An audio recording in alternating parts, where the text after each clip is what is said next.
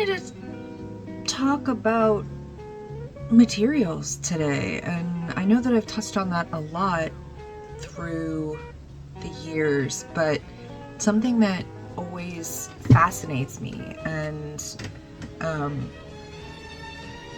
I often sort of like bounce between, is this contrast of like very basic materials and like very like upscale materials. So I sort of love like this interplay between materials that we could have used as kids, or we could have used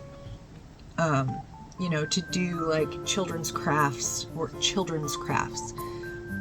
and how those materials are not considered like art materials, or they're not as prestigious perhaps as like more elite materials.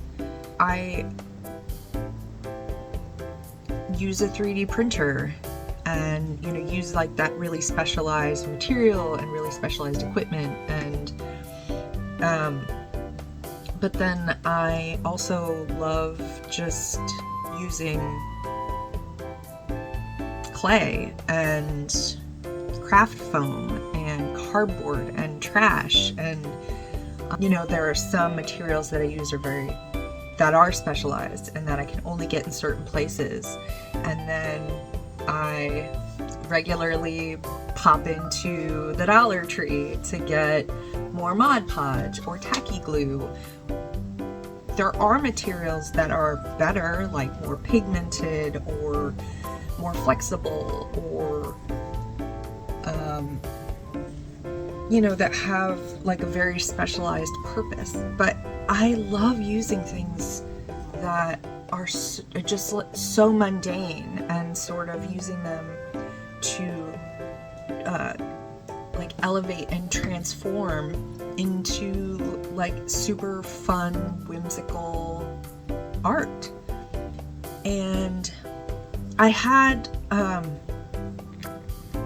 was at a market, and I made little bottle cap pies, and a woman had told me that her daughter was fascinated by them and was like, how do you make them?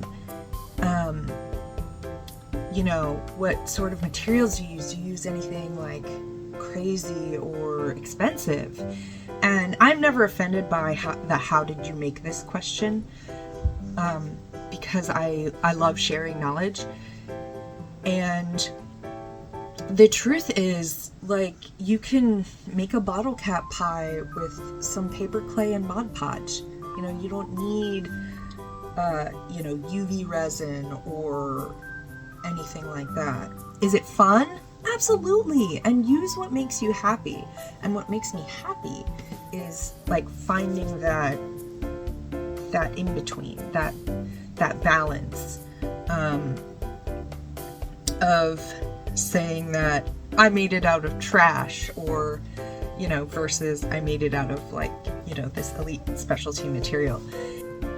There are some things that I prefer, like, or some brands that I am really connected to, not because of any ethos or something, but because of some nostalgia that they hold for me. Like tacky glue, for example. Like, I've been using that since I was a kid. Hot glue, I've been using that since I was a kid.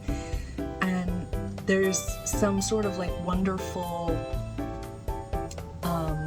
like healing and connectivity in that for me, to now as an adult and as someone who sells their work, and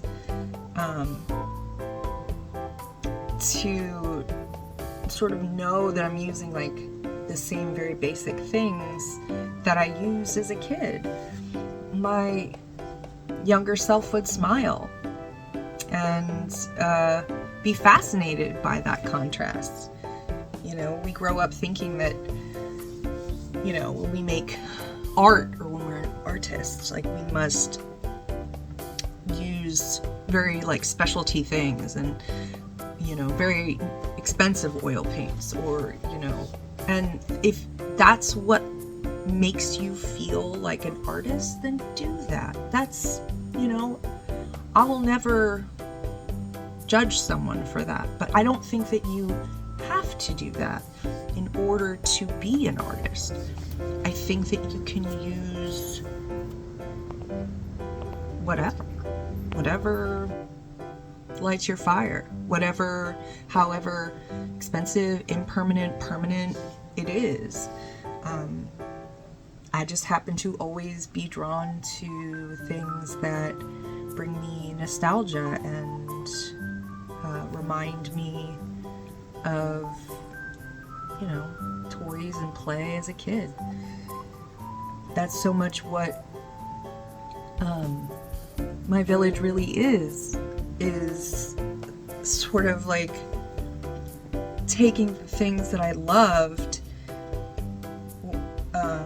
when I was younger and finding folks who do that or who are drawn to that now, and how can I sort of explore and help, remind myself as well that there's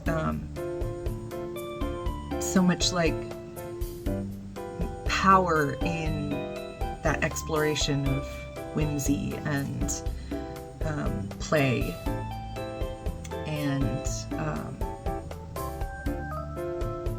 it's something that I perpetually love exploring.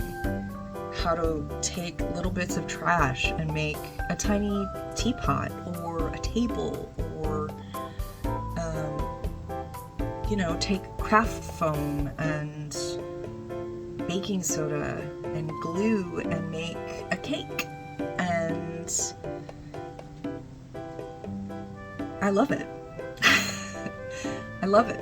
I don't know, that is probably the most long-winded artist's statement that I could have possibly rambled on about. But yeah, that's what I'm constantly going after. And what constantly pushes me forward in the exploration of materials. I use a lot of different things. I use so much stuff. I accumulate a lot of vintage things as well, or dead stock things. It just brings me an immense amount of joy to continue to explore that.